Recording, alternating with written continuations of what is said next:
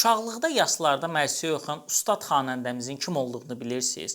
Onun səsini bir neçə filmimizdə də eşidə bilərik.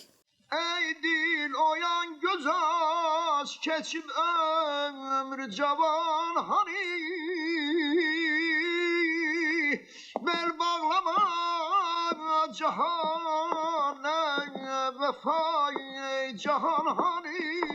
Kadrlarını gördüyünüz filmin titrlarında onun adı yoxdur. Ancaq səsin məlahətindən tanımaq olur ki, Hacıbaba Hüseynovdur. Yaşa Qızıl Balıq və Yuxu filmində də radioda onun səsini eşidə bilərik. Məktəbdə cəmi 4 sinif oxusa da, sonradan ədəbiyyata olan marağına görə Seyid Əzimi, Füzulini xeyli oxuyub, qəzəllər yazıb. Səsi lap əvvəldən yaxşı olub, yas məclislərində oxuyub. Atası isə onun xanəndə olmasını qəti istəmirmiş. Buna baxmayaraq, baldızı Sara Qədimova onun ifasına heyran qalıb. Beləliklə xanəndəliyə başlayıb. Hacıbaba Hüseynovun ruhu şad olsun. Bəs sizin ən bəyəndiyiniz Hacıbaba Hüseynov ifası hansıdır? Rəydə yazın.